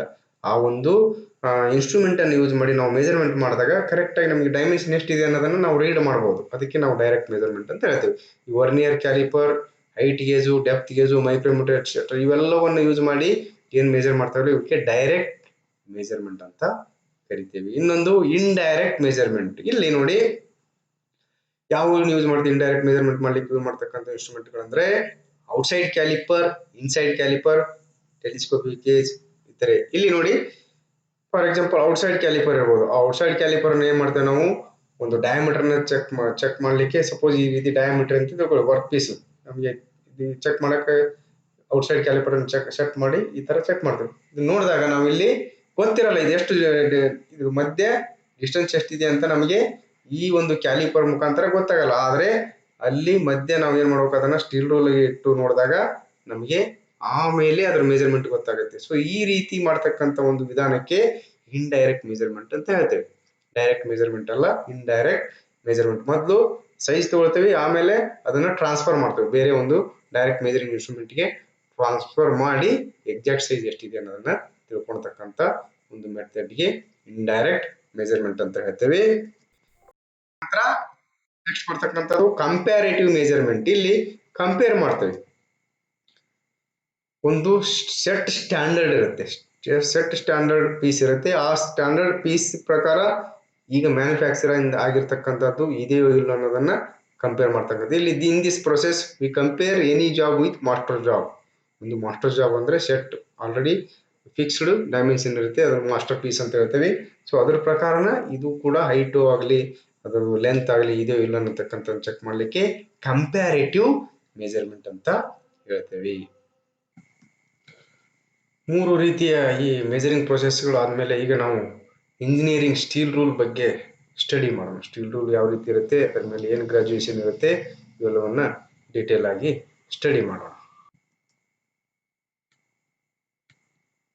ನೋಡಿ, ಇದು ಸ್ಟೀಲ್ ರೂಲು ಮೇಲ್ಗಡೆ ಕಾಣಿಸ್ತಾ ಇದೆಯಲ್ಲ, ಸ್ಟೀಲ್ ರೂಲ್ ನಿಮಗೆಲ್ಲ ಗೊತ್ತಿದೆ. ಸ್ಟೀಲ್ ರೂಲ್ ಯಾವ ರೀತಿ ಇರುತ್ತೆ ಅಂತ ನೀವೆಲ್ಲ ನೋಡಿದ್ದೀರಾ, ನೀವೆಲ್ಲ ಯೂಸ್ ಮಾಡ್ತೀರಾ. It is A thin metal strip. ಒಂದು ಮೆಟಲ್ ಇಂದ ಮಾಡಿರ್ತಕ್ಕಂಥ ಒಂದು ಸಣ್ಣ ಸ್ಟ್ರಿಪ್, ಒಂಥರ ಪಟ್ಟಿ ಇರುತ್ತೆ, ಮೆಟಲ್ ಪಟ್ಟಿ ಇದು. It is made up of spring steel or stainless steel. Spring steel ಅಥವಾ ಸ್ಟೇನ್ಲೆಸ್ ಸ್ಟೀಲ್ ಇಂದ ಇದನ್ನ ಮಾಡಿರ್ತಾರೆ. ಮತ್ತು the edges are accurately ground to form straight edge. Straight ಆಗಿ ಎಡ್ಜ್ ಅನ್ನ ಫಾರ್ಮ್ ಮಾಡ್ಲಿಕ್ಕೆ ಎಡ್ಜಸ್ ಅನ್ನ ಅಕ್ಯುರೇಟ್ ಆಗಿ ಎರಡು ಸ್ಟ್ರಿಪ್ ಇರುತ್ತಲ್ಲ, ಅದೊಂದು ಸ್ಟ್ರಿಪ್ಪಿನ ಎಡ್ಜ್ ಏನು ಎರಡು ಕಡೆ ಎಡ್ಜ್ ಬರ್ತಲ್ಲ ಮೇಲೆ ಕೆಳಗೆ, ಅವನ್ನ ಏನ್ ಮಾಡ್ತಾರೆ, ಗ್ರೈಂಡಿಂಗ್ ಮಾಡಿರ್ತಾರೆ. ಸ್ಟ್ರೇಟ್ ಎಡ್ಜ್ ಸಿಗ್ಲಿ ಅಂತ ಗ್ರೈಂಡಿಂಗ್ ಮಾಡಿರ್ತಾರೆ. The surface of the steel rule is stained chrome finished to glare and prevent rust. ಈ ಸ್ಟೀಲ್ ರೂಲಿನ ಸರ್ಫೇಸ್ ಏನಿರುತ್ತಲ್ಲ ಮೇಲ್ಗಡೆ ಮತ್ತು ಹಿಂದ್ಗಡೆ, ಸೊ ಇದನ್ನ ಏನ್ ಮಾಡಿರ್ತಾರೆ, ಯಾವ್ದ್ರಿಂದ ಫಿನಿಶ್ ಮಾಡ್ತಾರ, ಸ್ಟೇನ್ ಕ್ರೋಮ್ ಅಂತಕ್ಕಂಥ ಮೆಟಲ್ ಇಂದ ಫಿನಿಶಿಂಗ್ ಮಾಡ್ತಾರೆ. ಯಾಕಂದ್ರೆ ಅದಕ್ಕೆ ಹೊಳಪು ಬರಬೇಕು, ಅದು ಹೊಳಿಬೇಕು, ಮತ್ತೆ ಅದ್ರ ಮೇಲೆ ರಸ್ಟ್ ಹಿಡಿಬಾರ್ದು, ಅದಕ್ಕೆ ಏನ್ ಮಾಡ್ತಾರೆ, ಇದನ್ನೇ ಸ್ಟೇನ್ ಕ್ರೋಮಿನಿಂದ ಫಿನಿಶಿಂಗ್ ಮಾಡಿರ್ತಾರೆ. It is graduated into units of measurement, ಅಂದ್ರೆ ಇದು ಬ್ರಿಟಿಷ್ ಸಿಸ್ಟಮ್ ಅಲ್ಲಿ ಗ್ರಾಜುಯೇಟ್ ಮಾಡಿರ್ತಾರೆ ಒಂದ್ ಕಡೆ, ಇನ್ನೊಂದ್ ಸೈಡ್ ಅಲ್ಲಿ ಒಂದೇ ಮೇಲೆ ಮತ್ತು ಕೆಳಗೆ ಒಂದೇ ಸೈಡ್ ಅಲ್ಲಿ ಮೇಲ್ಗಡೆ ಬ್ರಿಟಿಷ್ ಸಿಸ್ಟಮ್ ಇರ್ತದೆ, ಕೆಳಗಡೆ ಮೆಟ್ರಿಕ್ ಸಿಸ್ಟಮ್ ಅಲ್ಲಿ ಇದನ್ನ ಗ್ರಾಜುಯೇಷನ್ ಮಾಡಿರ್ತಾರೆ, ಮಾರ್ಕಿಂಗ್ ಮಾಡಿರ್ತಾರೆ. It is use to measure actually dimension of the job with at least count of 0.5. ಇದು ಮಿನಿಮಮ್ ನಾವು 0.5 mm ಅನ್ನ ಈ ಸ್ಟೀಲ್ ರೂಲ್ ಅನ್ನ ಯೂಸ್ ಮಾಡಿ ಮೆಜರ್ಮೆಂಟ್ ಮಾಡಬಹುದು. ಮಿನಿಮಮ್ ಎಷ್ಟು 0.5 mm ಅನ್ನು ಕೂಡ ನಾವು ಸ್ಟೀಲ್ ರೂಲ್ ಮುಖಾಂತರ ನಾವು ಮೆಜರ್ಮೆಂಟ್ ಮಾಡಬಹುದು. ನೋಡಿ, ನೀವೆಲ್ಲ ನೋಡಿರ್ತೀರಾ ಸ್ಟೀಲ್ ರೂಲ್ ಅಲ್ಲಿ ಯಾವ ರೀತಿ ಗ್ರಾಜುಯೇಷನ್ ಇರುತ್ತೆ ಅಂದ್ರೆ, ಇದು ಸೆಂಟಿಮೀಟರ್, ಇದು ಏನು mm ಗಳಲ್ಲಿ ಮಧ್ಯೆ ನೋಡಿ, ಒಂದೊಂದು mm ಕೂಡ ಮತ್ತೆ ಅರ್ಧ mm ಮಾಡಿ ಇದು ಮಾಡಿರ್ತಾರೆ. ಮೇಲ್ಗಡೆದು ಒಂದು ಕಡೆ mm ಅಲ್ಲಿ ಇರುತ್ತೆ, ಇನ್ನೊಂದು ಕಡೆ ಏನಿರುತ್ತೆ ಇಂಚಲ್ಲಿ ಇರುತ್ತೆ. ಸೈಜಸ್ ಏನೇನು ಬರುತ್ತೆ ಅಂದ್ರೆ, ಇದರಲ್ಲಿ 150 mm ಸೈಜ್ ಬರುತ್ತೆ, ಆಮೇಲೆ 300 mm ಮತ್ತು 600 mm. 150 mm ಗೆ 6 ಇಂಚ್ ಸ್ಟೀಲ್ ರೂಲ್ ಅಂತ ಹೇಳ್ತೀವಿ, 300 mm ಗೆ 24 ಇಂಚ್ ಅಂತ ಹೇಳ್ತೀವಿ, 600 mm ಗೆ 24 ಇಂಚು, 300 mm ಗೆ 12 ಇಂಚು ಅಥವಾ 1 ಫೀಟ್ ಇರತಕ್ಕಂಥ ಸ್ಟೀಲ್ ರೂಲ್ ಅಂತ ಹೇಳ್ತೀವಿ. The engineer steel rule is graduated in 10 mm, 5 mm, 1 mm ಮತ್ತು 0.5 mm. ಇದರಲ್ಲಿ 10 mm ಗ್ರಾಜುಯೇಷನ್ ಇರುತ್ತೆ, ಆಮೇಲೆ 5 mm ಇರುತ್ತೆ, 5 mm ಅಂತ ಮಾರ್ಕ್ ಮಾಡಿರ್ತಾರೆ, 10 mm ಮಾರ್ಕ್ ಮಾಡಿರ್ತಾರೆ, ಮತ್ತೆ 1 mm ಗೆರೆ ಇರ್ತದೆ, ಬರೀ 1 mm, ಮತ್ತೆ ಆ 1 mm ಮಧ್ಯೆ ಇನ್ನೊಂದು ಸಣ್ಣ ಗೆರೆ ಇರುತ್ತೆ, ಅದು 0.5 mm ನ marking. The reading accuracy of the steel rule is 0.5 mm. So ಈ ಸ್ಟೀಲ್ ರೂಲ್ ರೀಡಿಂಗ್ accuracy ಬಂದ್ಬಿಟ್ಟು 0.5 mm ಇರುತ್ತೆ. ಎಷ್ಟು? 0.5 mm ಮಿನಿಮಮ್ ನಾವು ಮೆಜರ್ಮೆಂಟ್ ಮಾಡಬಹುದು. ಈ ಸ್ಟೀಲ್ ರೂಲ್ ಅನ್ನು ಯೂಸ್ ಮಾಡಿ ಯಾವ ರೀತಿ ಮೆಜರ್ಮೆಂಟ್ ಮಾಡಬಹುದು ಅನ್ನೋದನ್ನ ನೋಡಿ, ಈ ಚಿತ್ರದಲ್ಲಿ ಕೊಟ್ಟಿದ್ದಾರೆ ಸ್ಟೀಲ್ ರೂಲ್ ಅನ್ನ. The method of using A try square and steel rule for accurate measurement. Accurate ಆಗಿ ಮೆಜರ್ಮೆಂಟ್ ಮಾಡೋದಕ್ಕೆ ನಾವು ಒಂದು ಟ್ರೈ ಸ್ಕ್ವೇರ್ ಇಟ್ಕೋಬೇಕು, ಮತ್ತೆ ಸ್ಟೀಲ್ ರೂಲ್ ಇಲ್ಲಿ ನೋಡಿ ಮಾಡ್ತಾ ಇದ್ದಾರೆ. ಇಲ್ಲಿ ಫಾರ್ ಎಕ್ಸಾಂಪಲ್ ಈ ಒಂದು ಸ್ಟ್ರಿಪ್ಪಿನ ಇಲ್ಲಿಂದ ಇಲ್ಲಿಗೆ ಲೆಂತ್ ಎಷ್ಟಿದೆ ಅಂತ ಚೆಕ್ ಮಾಡ್ತಾ ಇದ್ದಾರೆ. ನಮಗೆ ಎಕ್ಸಾಕ್ಟ್ ಆಗಿ ಇಲ್ಲಿ ಗೊತ್ತಾಗಲ್ಲ, ಅದಕ್ಕೆ ಏನ್ ಮಾಡ್ತೀವಿ, ಇದು ಸ್ಟೀಲ್ ರೂಲ್ನ ಒಂದು ಫೇಸ್ ಅನ್ನ ಈ ಕಡೆ ವರ್ಕ್ ಪೀಸಿನ ಫೇಸ್ಗೆ ಟಚ್ ಮಾಡಿದೆ, ಆಮೇಲೆ ಇಲ್ಲಿ ನಾವೇನ್ ಮಾಡಿದ್ವಿ, ಈ ಕಡೆ ಒಂದು ಇದಕ್ಕೆ ಟ್ರೈ ಸ್ಕ್ವೇರ್ನ ಟಚ್ ಮಾಡಿ, ಇಲ್ಲಿ ಟ್ರೈ ಸ್ಕ್ವೇರ್ನ ಬ್ಲೇಡು ಮತ್ತೆ ಇದು ಸ್ಟೀಲ್ ರೂಲ್ ಮ್ಯಾಚ್ ಆಗಿ, ಎಲ್ಲಿ ಮ್ಯಾಚ್ ಆಗುತ್ತೋ ಅಲ್ಲಿ ನಾವು ರೀಡಿಂಗ್ ಅನ್ನ ನೋಡ್ಬೇಕು, ವರ್ಟಿಕಲ್ ಆಗಿ ನೋಡ್ಬೇಕು, ಕರೆಕ್ಟ್ ಆಗಿ ಮೇಲಿಂದ ಕರೆಕ್ಟ್ ಆಗಿ ವರ್ಟಿಕಲ್ ಆಗಿ ನೋಡ್ಬೇಕು, ಯಾಟನ್ ಆಂಗಲ್ ಅಲ್ಲಿ ನೋಡಂಗಿಲ್ಲ. It is necessary to read vertically to avoid errors. ಇಲ್ಲಿ ಮೇಲಿಂದ ಕರೆಕ್ಟ್ ಆಗಿ ಎಕ್ಸಾಕ್ಟ್ ಆಗಿ ಮೇಲಿಂದನೇ ನೋಡ್ಬೇಕು, ಸೈಡ್ಲಿಂದ ನೋಡಿದ್ರೆ ಈ ಕಡೆಯಿಂದ ನೋಡಿದ್ರೆ ರೀಡಿಂಗು ಕರೆಕ್ಟ್ ತೋರಿಸಲ್ಲ, ಹೆಚ್ಚು ಕಡಿಮೆ ರೀಡಿಂಗ್ ಅನ್ನ ತೋರಿಸುತ್ತೆ. An experienced person can transfer measurements from each steel rule very accurately. So ಗೊತ್ತಿದ್ದವರು, ಎಕ್ಸ್ಪೀರಿಯನ್ಸ್ ಇದ್ದವರು ಅಕ್ಯುರೇಟ್ ಆಗಿ ಮೆಜರ್ಮೆಂಟ್ ಅನ್ನ ಟ್ರಾನ್ಸ್ಫರ್ ಮಾಡ್ತಾರೆ. The steel rule graduations are accurately engraved. ಇವು ಸ್ಟೀಲ್ ರೂಲ್ ಅಲ್ಲಿ ಗ್ರಾಜುಯೇಷನ್ ಬಹಳ ಅಕ್ಯುರೇಟ್ ಆಗಿ ಎನ್ಗ್ರೇವಿಂಗ್ ಮಾಡಿರ್ತಾರೆ. ಎನ್ಗ್ರೇವಿಂಗ್ ಅಂದ್ರೆ ಮಾರ್ಕಿಂಗ್ ಇರ್ತದೆ ನೋಡಿ, ಸ್ಟೀಲ್ ರೂಲ್ ಅಲ್ಲಿ ಗ್ರೇವ್ ಮಾಡಿರ್ತಾರೆ. The steel rule graduation line thickness is 0.12 to 0.18 mm. ಇಲ್ಲಿ ಇವನು ಮಾರ್ಕಿಂಗ್ ಅನ್ನು ಮಾಡ್ತಾರಲ್ಲ, ಮಾರ್ಕಿಂಗ್ ಲೈನ್ಗಳು ಅವು ಎಷ್ಟಿರ್ತಾವ ಅಂದ್ರೆ 0.12 mm ಅಂದ್ರೆ 0.18 mm ಥಿಕ್ನೆಸ್ ವರೆಗೂ ಇರ್ತಾವು. ನಾವು ಸ್ಟೀಲ್ ರೂಲ್ ಬಗ್ಗೆ ಸ್ಟಡಿ ಮಾಡಿದ್ವಿ. ಈಗ ಸ್ಟೀಲ್ ರೂಲ್ ಆದ್ಮೇಲೆ ಸ್ಟೀಲ್ ರೂಲ್ ಒಂದು ಡೈರೆಕ್ಟ್ ಮೆಜರಿಂಗ್ ಇನ್ಸ್ಟ್ರೂಮೆಂಟ್. ಈಗ ನೆಕ್ಸ್ಟ್ ನಾವು ಇನ್ನೊಂದು ಪಿಸ್ಟಲ್ ಶಾಪ್ ಅಲ್ಲಿ ಕಾಮನ್ ಆಗಿ ಯೂಸ್ ಮಾಡ್ತಕ್ಕಂಥ ಇಂಡೈರೆಕ್ಟ್ ಮೆಜರಿಂಗ್ ಇನ್ಸ್ಟ್ರೂಮೆಂಟ್ ಗಳ ಬಗ್ಗೆ ಸ್ಟಡಿ ಮಾಡೋಣ. ಯಾವಂದ್ರೆ ಕ್ಯಾಲಿಪರ್ಸ್. ಈ ಕ್ಯಾಲಿಪರ್ಸ್ ಇದರಲ್ಲಿ ಟೈಪ್ಸ್ ಏನು, ಎದಕ್ಕೆ ಯೂಸ್ ಆಗುತ್ತೆ ಅನ್ನೋದನ್ನ ನಾವು ಈಗ ಸ್ಟಡಿ ಮಾಡೋಣ. ನೋಡಿ ಕ್ಯಾಲಿಪರ್ಸ್, ಈಗ ಕ್ಯಾಲಿಪರ್ಸ್ ಬಗ್ಗೆ ಸ್ಟಡಿ ಮಾಡೋಣ. Calipers are the simple measuring instrument used to transfer measurement from steel rule to the object and object to the steel rule. ಇಲ್ಲಿ ಕ್ಯಾಲಿಪರ್ ಗಳನ್ನ ಯಾವುದಕ್ಕೆ ಯೂಸ್ ಮಾಡ್ತೀವಿ ಅಂದರೆ ಇವು ಇಂಡೈರೆಕ್ಟ್ ಮೆಜರಿಂಗ್ ಇನ್ಸ್ಟ್ರೂಮೆಂಟಲ್ಲಿ ಬರ್ತಾವೆ. ಇಂಡೈರೆಕ್ಟ್ ಮೆಜರಿಂಗ್ ಇನ್ಸ್ಟ್ರೂಮೆಂಟ್ಗಳಲ್ಲಿ ಬರ್ತಾವೆ. ಇಲ್ಲಿ ನಾವು ಮೆಜರ್ಮೆಂಟನ್ನು ಟ್ರಾನ್ಸ್ಫರ್ ಮಾಡಲಿಕ್ಕೆ ಸ್ಟೀಲ್ ರೂಲಿಂದ ವರ್ಕ್ ಪೀಸಿಂದ ಸಪೋಸ್ ನಾವು ವರ್ಕ್ ಪೀಸ್ ಮೆಜರ್ ಮಾಡ್ಬೇಕಾಯ್ತಂದ್ರೆ ನಾವು ಕ್ಯಾಲಿಪರ್ನ ಸೆಟ್ ಮಾಡ್ತೀವಿ. ಸೆಟ್ ಮಾಡಿ ಅದನ್ನು ತೊಗೊಂಬಂದು ಸ್ಟೀಲ್ ರೂಲಲ್ಲಿ ಇಟ್ಟು ನೋಡ್ತೇವೆ ಎಷ್ಟಿದೆ ಅಂತೇಳಿ.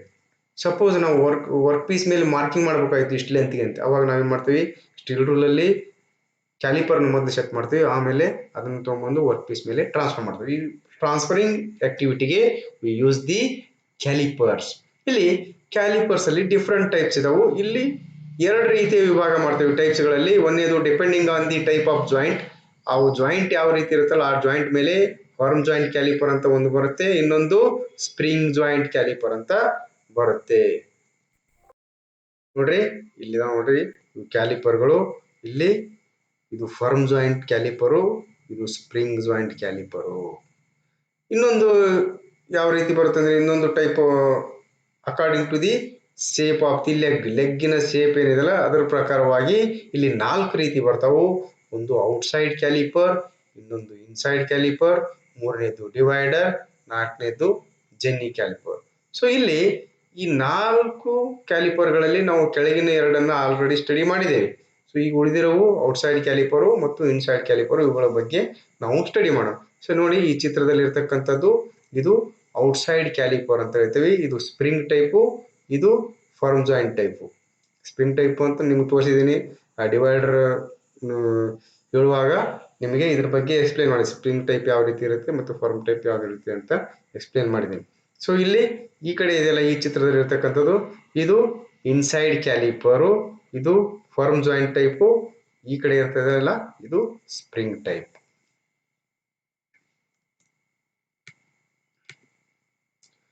ಈಗ ಫರ್ಮ್ ಜಾಯಿಂಟ್ ಕ್ಯಾಲಿಪರ್ ಯಾವ ರೀತಿ ಇರುತ್ತೆ ಅಂತ ನೋಡಿ. ಇದು ಫರ್ಮ್ ಜಾಯಿಂಟ್ ಕ್ಯಾಲಿಪರು, ಇದ್ರ ಲೆಂತ್ ಇಲ್ಲಿ ತೋರಿಸಿದಾರಲ್ಲ ಈ ಫಲ್ಕ್ರಮ್ಲಿಂದ ಇಲ್ಲಿ ಲೆಗ್ಗಿನ ಲಾಸ್ಟ್ ಎಂಡ್ ವರೆಗೂ ಬರ್ತಕ್ಕಂಥ ಇದಕ್ಕೆ ಲೆಂತ್. ಈ ಲೆಂತಿನ ಮೇಲೆ ನಿಮ್ಗೆ ಗೊತ್ತಿದೆ ಈ ಒಂದು ಕ್ಯಾಲಿಪರ್ನ ಸೈಜ್ ಅನ್ನ ಡಿಸೈಡ್ ಮಾಡುತ್ತೆ. ಇದು ಸ್ಪೆಸಿಫಿಕೇಶನ್ ಮಾಡುವಾಗ ಈ ಟೈಪ್ ಆಫ್ ಜಾಯಿಂಟ್ ಮತ್ತು ಲೆಂತ್ ಹೇಳಬೇಕಾಗತ್ತೆ.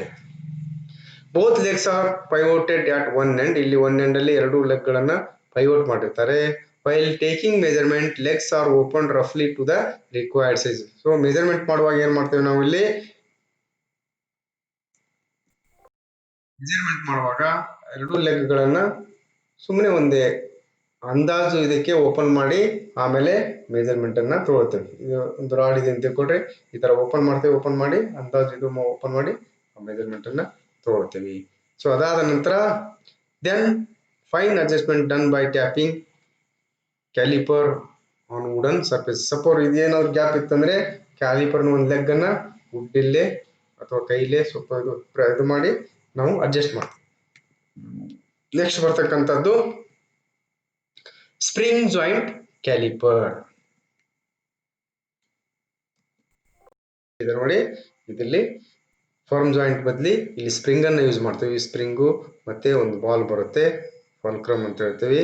ಸೊ ಅವೆರಡು ಸ್ಪ್ರಿಂಗು ಮತ್ತು ಬಾಲ್ ಅನ್ನು ಯೂಸ್ ಮಾಡಿ ಮಾಡ್ತಕ್ಕಂಥದ್ದು. ಇದು ಇಲ್ಲೊಂದು ನಟ್ಟು ಬರುತ್ತೆ, ಆಮೇಲೆ ಸ್ಪಿಂಡಲ್ ಬರುತ್ತೆ. The legs are assembled by means of pivot loaded with spring. Pivot ಏನಿದೆಯಲ್ಲ ಪೈವೋಟ್ ಅಥವಾ ಫಲ್ಕ್ರಮ್, ಈ ಫಲ್ಕ್ರಮ್ ಅಲ್ಲಿ ಬರ್ತಕ್ಕಂಥದ್ದು ಈ ಪೈವೋಟು ಸ್ಪ್ರಿಂಗ್ ಲೋಡೆಡ್ ಪೈವೋಟ್ ಇರುತ್ತೆ. ಇದ್ರ ಮುಖಾಂತರ ಎರಡು ಲೆಗ್ ಗಳನ್ನ ನಾವು ಜಾಯಿನ್ ಮಾಡಿರ್ತೀವಿ. Or opening and closing the legs a screw and nut are provided. ಈ ಲೆಗ್ ಗಳನ್ನ ಓಪನ್ ಮಾಡಲಿಕ್ಕೆ ಮತ್ತು ಕ್ಲೋಸ್ ಮಾಡಲಿಕ್ಕೆ ಇಲ್ಲಿ ನೋಡ್ರಿ ಇಲ್ಲಿ ಸ್ಕ್ರೂ ಇದೆ, ಇದು ಸ್ಕ್ರೂ, ಇದು ಸ್ಪಿಂಡಲ್ ಅಂದೆಲ್ಲ ಸ್ಕ್ರೂ ಅಂತ ಹೇಳ್ತಾರೆ. ಆಮೇಲೆ ಇದು ನಟ್, ಈ ನಟ್ ಅನ್ನು ಲೂಸ್ ಮಾಡಿದ್ರೆ ಈ ಲೆಗ್ಗಳು ಓಪನ್ ಆಗುತ್ತೆ. ಈ ನಟ್ ಅನ್ನ ಟೈಟ್ ಮಾಡ್ತಾ ಬಂದ್ರೆ ಲೆಗ್ಗಳು ಕ್ಲೋಸ್ ಆಗ್ತಾ ಬರ್ತಾವು. ಇದರಿಂದ ಕ್ವಿಕ್ ಸೆಟ್ಟಿಂಗ್ ಮಾಡ್ಬೋದು ನಾವು. ಆಮೇಲೆ ಸೆಟ್ಟಿಂಗ್ ಡಿಸ್ಟರ್ಬ್ ಆಗಲ್ಲ. ಒಂದ್ಸಲ ಸೆಟ್ ಮಾಡಿಬಿಟ್ವಿ ಅಂದ್ರೆ ಈ ಸ್ಪ್ರಿಂಗ್ ಕ್ಯಾಲಿಪರ್ ಅಲ್ಲಿ ಒಂದ್ಸಲ ಸೆಟ್ ಮಾಡಿಬಿಟ್ರೆ ಆ ಸೆಟ್ಟಿಂಗು ಈ ಗ್ಯಾಪ್ ಏನಿದೆಲ್ಲ ಡಿಸ್ಟರ್ಬ್ ಆಗಲ್ಲ. ಯಾಕಂದ್ರೆ ಡಿಸ್ಟರ್ಬ್ ಆಗ್ಬೇಕಾದ್ರೆ ಈ ನಟ್ ಅನ್ನು ತಿರುಗಿಸಿದ್ರೆ ಮಾತ್ರ ಡಿಸ್ಟರ್ಬ್ ಆಗುತ್ತೆ, ಅಲ್ಲಿವರೆಗೂ ಇದು ಯಾವುದೇ ಕಾರಣಕ್ಕೂ ಡಿಸ್ಟರ್ಬ್ ಆಗಲ್ಲ. Length of caliper distance between pivot and tip of the leg. ಇಲ್ಲಿ ಕೂಡ ಡಿವೈಡರ್ ಅಲ್ಲಿ ಯಾವ ರೀತಿ ನಾವು ಲೆಂತ್ ಅನ್ನು ಹೇಳ್ತೇವೆ ಡಿವೈಡರ್ ಲೆಂತ್ ಇದು ಡಿವೈಡರ್ ಲೆಂತ್ ಯಾವ ರೀತಿ ಇರ್ತದೆ ಅದೇ ರೀತಿ ಇಲ್ಲಿ ಸ್ಪ್ರಿಂಗ್ ಕ್ಯಾಲಿಪರ್ಗಳಲ್ಲಿ ಕೂಡ ಈ ಪೈವೋಟ್ಲಿಂದ ಸೆಂಟರ್ ಆಫ್ ದಿ ಪೈವೋಟು ಇಲ್ಲಿಂದ ಹಿಡಿದು ಇಲ್ಲಿ ಲಾಸ್ಟ್ ಲೆಗ್ ಇಲ್ಲಿ ಮಧ್ಯ ಇರ್ತಕ್ಕಂಥ ಡಿಸ್ಟೆನ್ಸ್ಗೆ ಇದು ಲೆಂತ್ ಆಫ್ ದಿ ಕ್ಯಾಲಿಪರ್ ಅಂತ ಇದು 100 mm 150 mm 200 mm ಆ ರೀತಿ ಇರುತ್ತೆ. Measurement accuracy depends on the feel or touch. ಇಲ್ಲಿ ಮೆಜರಿಂಗ್ ಅಕ್ಯುರಸಿ ಏನಿದೆಯಲ್ಲ ಇದು ಟೈಟ್ ಮಾಡ್ತೇವಲ್ಲ ಇಲ್ಲೇನದು ಮ್ಯಾನ್ಯುವಲ್ ಅಡ್ಜಸ್ಟ್ಮೆಂಟ್ ಇದು ಇರಲ್ಲ, ಟ್ಯಾಪ್ ಮಾಡಲ್ಲ. ಇಲ್ಲಿ ಇದು ಇರೋದ್ರಿಂದ ನಟ್ಟು ಮತ್ತು ಸ್ಪ್ರಿಂಗ್ ಇರೋದು ಇದೇನು ಸ್ಕ್ರೂ ಇರೋದ್ರಿಂದ ಅದನ್ನ ಹೆಚ್ಚು ಟೈಟ್ ಮಾಡಿದ್ರೆ ಮೆಜರಿಂಗ್ ಅಕ್ಯುರಸಿ ಕಡಿಮೆ ಇರುತ್ತೆ. ಇಲ್ಲಿ ಫೀಲಿಂಗ್ ನೀವೇನು ಮೆಜರ್ ಮಾಡ್ತಿರಲ್ಲ ಅವ್ರ ಫೀಲಿಂಗ್ ಮೇಲೆ ಡಿಪೆಂಡ್ ಇರುತ್ತೆ. ಕೆಲವೊಬ್ರು ಭಾಳ ಟೈಟ್ ಮಾಡಿ ಇದು ಮಾಡ್ತಾರೆ, ಅವಾಗ ಕಡಿಮೆ ಡೈಮೆನ್ಷನ್ ತೋರಿಸುತ್ತೆ. ಕೆಲವರು ಭಾಳ ಲೂಸ್ ಇಟ್ಟು ಇದು ಮಾಡ್ತಾರೆ, ಅವಾಗ ಡೈಮೆನ್ಷನ್ ಜಾಸ್ತಿ ಇತ್ತು. ಅದಕ್ಕೆ ಫೀಲಿಂಗ್ ಕರೆಕ್ಟ್ ಫೀಲಿಂಗ್ ಇಟ್ಟು ನೀವು ಸೆಟ್ ಮಾಡಿದಾಗ ಅಕ್ಯುರೇಟ್ ಮೆಜರ್ಮೆಂಟು ಸಿಗುತ್ತೆ.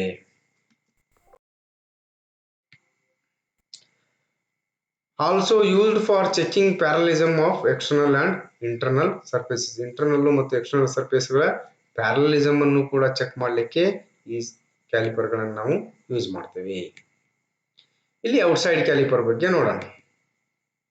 ಇದು outside caliper. It is use to measure the outside dimension of the either flat or round ಇರ್ಬೋದು ಅಥವಾ ಫ್ಲಾಟ್ ಇರ್ಬೋದು. ಅವುಗಳ ಔಟ್ಸೈಡ್ ಹೊರಗಿನ ಡೈಮೆನ್ಷನ್ಗಳನ್ನ ಚೆಕ್ ಮಾಡ್ಲಿಕ್ಕೆ ಈ ಔಟ್ಸೈಡ್ ಕ್ಯಾಲಿಪರ್ ಅನ್ನ ನಾವು ಯೂಸ್ ಮಾಡ್ತೀವಿ. ನೋಡ್ರಿ ಇಲ್ಲಿ ಬರ್ತಕ್ಕಂಥ ಪಾರ್ಟ್ಗಳು ಲೆಗ್ ಬರುತ್ತೆ, ಬೆಂಟ್ ಲೆಗ್ ಬರ್ತಾವೆ, ಎರಡು ಬೆಂಟ್ ಲೆಗ್. ಇದು ಫರ್ಮ್ ಟೈಪು, ಇದು ರಿವೆಟ್ಲಿಂದ ಎರಡನ್ನು ಜಾಯಿನ್ ಮಾಡಿರ್ತಾರೆ. ರಿವೆಟ್ ಅಥವಾ ಸ್ಕ್ರೂ, ನಟ್ಟು ಮತ್ತೆ ಸ್ಕ್ರೂ ಯೂಸ್ ಮಾಡಿರ್ತಾರೆ. ಇಲ್ಲಿ ನೋಡಿ ಫ್ಲಾಟ್ ಸರ್ಫೇಸ್ ಅನ್ನ ಚೆಕ್ ಮಾಡ್ತಾ ಇದ್ದಾರೆ. ಇಲ್ಲಿ ಕೆಳಗಡೆ ರೌಂಡ್ ಸರ್ಫೇಸ್ ಅನ್ನ, ರೌಂಡ್ ವರ್ಕ್ ಪೀಸ್ ಅನ್ನ ಚೆಕ್ ಮಾಡ್ತಾರೆ. ಮೇಲ್ಗಡೆ ಫ್ಲಾಟ್ ವರ್ಕ್ ಪೀಸ್ ಅನ್ನು ಚೆಕ್ ಮಾಡ್ತಾ ಇದ್ದಾರೆ. ಇಲ್ಲಿ ರೌಂಡ್ ವರ್ಕ್ ಪೀಸ್ ನ ಸೈಜ್ ಅನ್ನು ಚೆಕ್ ಮಾಡೋದು, ಇಂಡೈರೆಕ್ಟ್ ಆಗಿ ಮೆಜರ್ ಮಾಡೋದು. ಆಮೇಲೆ ಇದನ್ನ ಸ್ಟೀಲ್ ರೂಲ್ ಅಥವಾ ವರ್ನಿಯರ್ ಕ್ಯಾಲಿಪರ್ ಅಲ್ಲಿ ಎಕ್ಸಾಕ್ಟ್ ಆಗಿ ಎಷ್ಟಿದೆ ಅಂತ ಚೆಕ್ ಮಾಡಬಹುದು. ನೆಕ್ಸ್ಟ್ ಬರ್ತಕ್ಕಂಥದ್ದು ಇನ್ಸೈಡ್ ಕ್ಯಾಲಿಪರ್. ನೋಡಿ ಇನ್ಸೈಡ್ ಕ್ಯಾಲಿಪರು ಇದು ಆರ್ಡಿನರಿ ಟೈಪು. ಇಲ್ಲಿ ಫೈವರ್ ಇದು ಮಾಡಿರ್ತಾರೆ, ಇದಕ್ಕೆ ಎರಡನ್ನು ಜಾಯಿಂಟ್ ಮಾಡಿರ್ತಾರೆ. ರೆವೆಟು ಅಥವಾ ಯಾವುದು ಒಂದು ನಟ್ಟು ಮತ್ತು ಸ್ಕ್ರೂ ಯೂಸ್ ಮಾಡಿ ಆದರೂ ಟೈಟ್ ಮಾಡಿರ್ತಾರೆ. ಮತ್ತೆ ಇವು ಬೆಂಟ್ ಲೆಗ್ ಔಟ್ಸೈಡ್ ಬೆಂಡ್ ಆಗಿರ್ತಾವೆ. ಔಟ್ಸೈಡ್ ಕ್ಯಾಲಿಪರ್ ಅಲ್ಲಿ ಇನ್ಸೈಡ್ ಬೆಂಡ್ ಆಗಿರ್ತಾವೆ. ಇನ್ಸೈಡ್ ಕ್ಯಾಲಿಪರ್ ಅಲ್ಲಿ ಲೆಗ್ಗಳು ಹೊರಗಡೆ ಬೆಂಡ್ ಆಗಿರ್ತಾವೆ.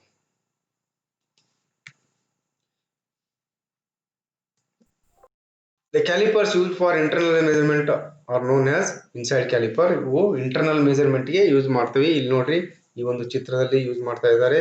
ಇದು ಒಂದು ರೌಂಡ್ ಜಾಬು ಬೋರ್ ಆಗಿರ್ತಕ್ಕಂಥದ್ದು. ಈ ಬೋರ್ ಅನ್ನ ನಾವು ಇನ್ಸೈಡ್ ಕ್ಯಾಲಿಪರ್ ಮುಖಾಂತರ ಸೆಟ್ ಮಾಡಿ ಚೆಕ್ ಮಾಡ್ತಾ ಇದ್ದೀವಿ, ಇಂಡೈರೆಕ್ಟ್ ಆಗಿ ಚೆಕ್ ಮಾಡ್ತಾ ಇದ್ವಿ. ಆಮೇಲೆ ಇದನ್ನ ಮೆಜರ್ಮೆಂಟ್ ಅನ್ನ ಸ್ಟೀಲ್ ರೂಲ್ ಅಥವಾ ವರ್ನಿಯರ್ ಕ್ಯಾಲಿಪರ್ ಗೆ ಟ್ರಾನ್ಸ್ಫರ್ ಮಾಡಿ ಎಕ್ಸಾಕ್ಟ್ ಸೈಜ್ ಎಷ್ಟಿದೆ ಅನ್ನೋದನ್ನ ತಿಳ್ಕೊತೀವಿ. ಇಲ್ಲಿವರೆಗೂ ನಾವು ಈ ಒಂದು ಫಿಟ್ಟರ್ ಶಾಪ್ ಅಲ್ಲಿ ಯೂಸ್ ಮಾಡ್ತಕ್ಕಂಥ ಮಾರ್ಕಿಂಗು ಮತ್ತು ಮೆಜರಿಂಗ್ ಟೂಲ್ಗಳ ಬಗ್ಗೆ ತಿಳ್ಕೊಂಡ್ವಿ. ಇದಾದ ನಂತರ ನೆಕ್ಸ್ಟ್ ನಾವು ಇನ್ನು ವರ್ಕ್ ಹೋಲ್ಡಿಂಗ್ ಡಿವೈಸಸ್ಸು ಮತ್ತೆ ಕಟ್ಟಿಂಗು ಫೈಲಿಂಗಿಗೆ ಯೂಸ್ ಮಾಡ್ತಕ್ಕಂಥ ಒಂದು ಟೂಲ್ಗಳ ಬಗ್ಗೆ ನೆಕ್ಸ್ಟ್ ವಿಡಿಯೋದಲ್ಲಿ ತಿಳ್ಕೊಳ್ಳೋಣ. ಎಲ್ಲರಿಗೂ ನಮಸ್ಕಾರ.